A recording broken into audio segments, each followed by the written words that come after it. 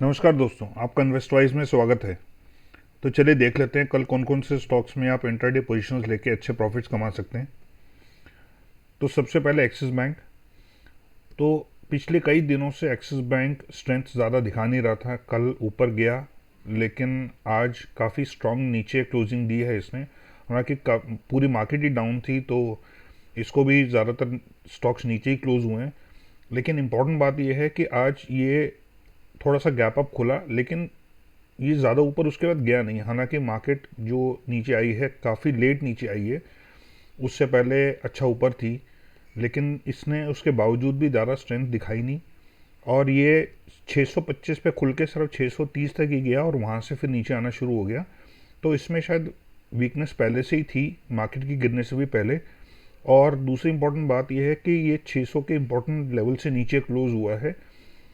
और यहाँ से और वॉल्यूम की, क्योंकि बहुत अच्छे थे, काफ़ी स्टॉक्स जो आज गिरे हैं उनमें ज़्यादा वॉल्यूम नहीं थे, लेकिन ये ज़्यादा वॉल्यूम्स के साथ स्ट्रांगली क्लोज हुआ है 600 से नीचे।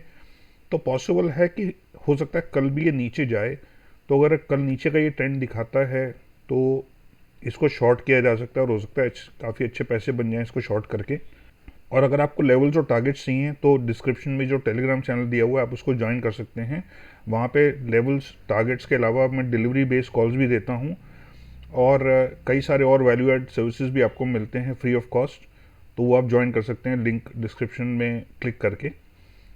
और अगर आपको वीडियो पसंद आए तो इसको लाइक और शेयर कीजिएगा, और अगर चैनल को आपने अभी तक सब्सक्राइब नहीं किया है तो सब्सक्राइब कीजिए और बेल नोटिफिकेशन ऑन करते समय ऑल का बटन ज़रूर दबाइएगा, नहीं तो आपको सारे वीडियोज़ के नोटिफिकेशन नहीं मिलेंगे। नेक्स्ट स्टॉक है बजाज फाइनेंस। तो बजाज फाइनेंस बहुत टाइम से ओवरबॉट कंडीशन में था, क्योंकि आरएसआई भी 70 से ऊपर थी, अभी भी ऊपर है, और स्टोकेस्टिक्स भी बहुत टाइम से ऊपर ही चल रहे हैं। लेकिन अब जो लाइन है ब्लैक लाइन वो भी क्रॉस कर चुकी है और ऐसा लग रहा है कि शायद ये अब नीचे आने की तैयारी में है। और उसका सबसे बड़ा इंडिकेशन ये है कि पिछले 2 दिनों में कल मार्केट अच्छी ऊपर थी, उसके बावजूद इसने एक रेड कैंडल बनाई है।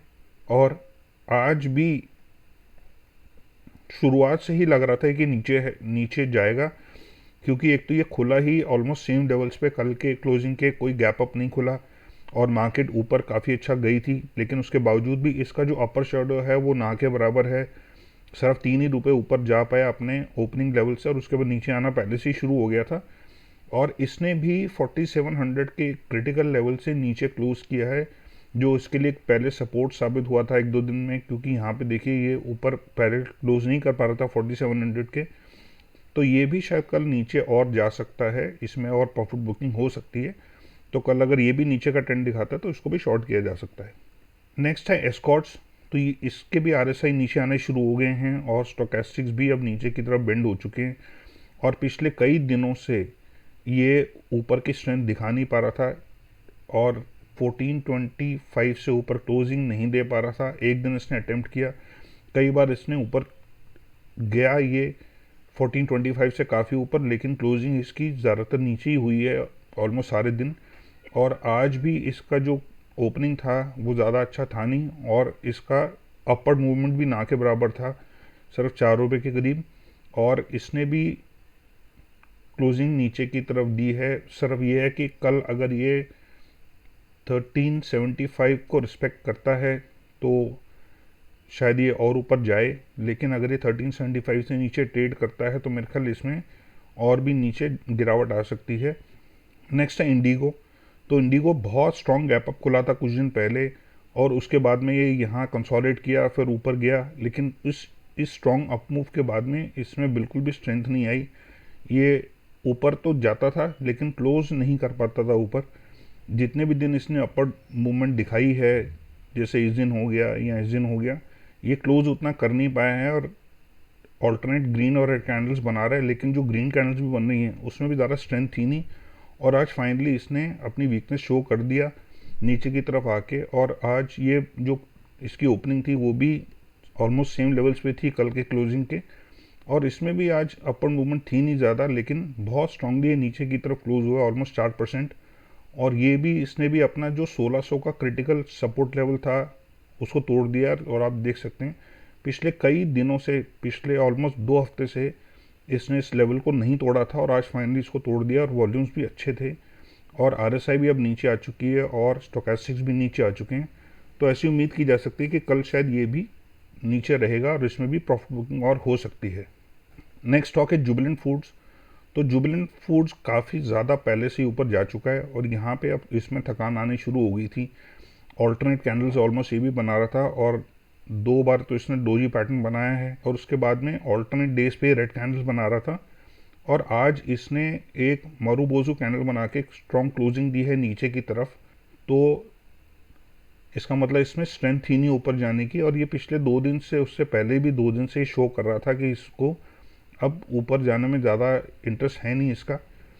और आज इसने शुरुआत ही नीचे आने से की और हालांकि ओपनिंग हल्की सी गैप अप थी कल के क्लोजिंग के मुकाबले, लेकिन काफ़ी अच्छे वॉल्यूम्स पे आज इसने स्ट्रॉन्ग क्लोजिंग दी है और ऑलमोस्ट 4.5% नीचे। तो मेरे ख्याल ये कल भी शायद हो सकता है और प्रॉफिट बुकिंग दिखाए। नेक्स्ट है MRF। तो MRF ने भी बहुत ज़्यादा रनअप कर लिया और इनफैक्ट पिछले कुछ दिनों में, पिछले अगर हम 2 महीने की बात करें तो 50,000 के लेवल से 80,000 के लेवल तक पहुंच गया, यानी कि ऑलमोस्ट 60% ये ऊपर जा चुका है पिछले 2 महीने में। लेकिन यहाँ पे पिछले 2 दिनों से ही इसने शो कर दिया था अपनी वीकनेस। यहाँ हालांकि गैप अप बंद हुआ लेकिन पूरा दिन इसका जो बायस था वो नीचे का था। कल भी मार्केट अच्छी ऊपर थी लेकिन उसके बावजूद भी ये रेड कैंडल ही इसने बनाई और पिछले दिन के मुकाबले लोअर क्लोज हुआ और आज भी पूरा दिन ये नीचे ही जाता रहा है। जहाँ इसका ओपनिंग था वही इसका हाई पॉइंट था। वॉल्यूम्स भी काफ़ी अच्छे रहे हैं और इसने ऑलमोस्ट 76,000 का लेवल भी तोड़ ही दिया था, लेकिन थोड़ा सा कवर कर लिया इसने। लेकिन क्योंकि काफ़ी स्ट्रॉन्ग वॉल्यूम्स पे काफ़ी ज़्यादा इसमें गिरावट आई है, ऑलमोस्ट 4.5% की, तो ये कल शायद और प्रॉफिट बुकिंग दिखा सकता है। और RSI और स्टोकेस्टिक्स भी नीचे आने शुरू हो चुके हैं, तो मेरे ख्याल से अब यहाँ पे इसमें हम प्रॉफिट बुकिंग और देखें। नेक्स्ट है श्री सीमेंट। तो श्री सीमेंट भी काफ़ी ज़्यादा स्ट्रॉन्ग अप मूव कर चुका है। 18,000 के आसपास के लेवल से ये 24,500 के लेवल्स तक गया। लेकिन पिछले कई दिनों में जो भी ये बना रहा है कैंडल्स, उसमें ज़्यादातर कैंडल्स बहुत कन्विंसिंग नहीं हैं, कुछ को छोड़ के। बाकी तो ऑलमोस्ट डोजी पैटर्न में ही ऊपर बढ़ता चला गया।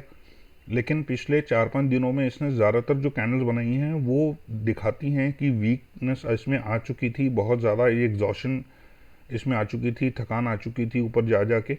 लेकिन अब ये पिछले 4-5 दिनों से जो इसने अपनी थकान दिखाई है वो आज साफ जाहिर हो गई और आज ज़्यादा ऊपर ना जाके, हालांकि गैप अप खुला कल के मुकाबले, लेकिन ज़्यादा ऊपर गया नहीं और वहाँ से प्रॉफिट बुकिंग शुरू हो गई।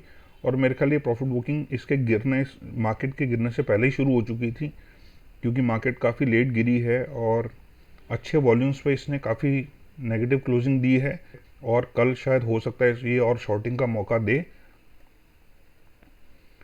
नेक्स्ट स्टॉक है वोल्टास। तो वोल्टास पहले यहाँ पे ऊपर तक गया, फिर बहुत स्ट्रॉन्ग इसमें नेगेटिव क्लोज आया, लेकिन 2 दिन में ये सेलिंग काफ़ी वीक पड़ गई। उसके बाद इसने फिर अटेम्प्ट किया ऊपर जाने का, लेकिन 780 से ऊपर की क्लोजिंग नहीं दे पाया। पिछले काफ़ी दिनों में इसने अटेम्प्ट किया, क्रॉस भी किया 780 को, लेकिन उससे ऊपर क्लोजिंग नहीं दे पाया। तो उससे ये साफ जाहिर होता है कि ये जो अप मूव यहाँ पे इसने शुरू किया था वो ज़्यादा स्ट्रॉन्ग था नहीं। और आज इसने हालांकि गैप अप ओपनिंग दी और हल्का सा ऊपर भी गया, लेकिन उसके बाद में पूरा दिन ही नीचे ही आता रहा है और ऑलमोस्ट 3.25% नीचे क्लोज किया है। बट अब ये क्रिटिकल लेवल्स पे है 750 के आसपास के। तो अगर कल ये 750 से नीचे ट्रेड करता है तो मेरे ख्याल कल इसमें और शॉर्ट किया जा सकता है। और RSI और स्टोकेस्टिक्स भी नीचे जाने शुरू हो चुके हैं, तो अब मेरे ख्याल यहाँ से हो सकता है इसमें प्रॉफिट बुकिंग देखने को मिले। नेक्स्ट है अल्ट्राटेक सीमेंट। तो अल्ट्राटेक भी पिछले कई दिनों से ऊपर खिंच रहा था, ऐसा लग रहा था कि बहुत ज़्यादा इसमें स्ट्रेंथ है नहीं, बस ये मार्केट ऊपर जा रही है तो उस वजह से ये भी ऊपर जाता जा रहा था। लेकिन जो ऊपर गया है उसमें ना तो ज़्यादा वॉल्यूम्स थे, ना कैंडल्स बहुत ज़्यादा बड़ी थी। जितने भी पिछले 4-5 दिन के हम कैंडल्स अगर देखेंगे तो बहुत ज़्यादा स्ट्रॉन्ग थे नहीं, बहुत कन्विंसिंग नहीं थे। और आज इसने भी हल्का सा गैप अप ओपनिंग किया कल के मुकाबले, लेकिन बहुत ज़्यादा ऊपर गया नहीं और इसमें भी प्रॉफिट बुकिंग जल्दी आ गई थी। हालांकि फॉल ज़्यादा नहीं थी, सिर्फ 1% के करीब ही थी, लेकिन वॉल्यूम अच्छे थे और पूरा दिन इसका जो बायस था वो ज़्यादातर नेगेटिव ही रहा। तो अगर कल ये 4800 से नीचे ट्रेड करता है तो मेरे ख्याल ये भी शायद एक शॉर्टिंग अपॉर्चुनिटी दे सकता है। तो ये थे हमारे आज के स्टॉक्स। आई होप आपको पसंद आए होंगे। तो वीडियो को लाइक और शेयर कीजिएगा, और चैनल के सब्सक्राइबर नहीं है सब्सक्राइब कीजिएगा। और टेलीग्राम चैनल भी आप ज्वाइन कर सकते हैं लेवल्स और टारगेट्स के लिए और बाकी और वैल्यू एडेड सर्विसेज के लिए। Thank you so much for watching and take care.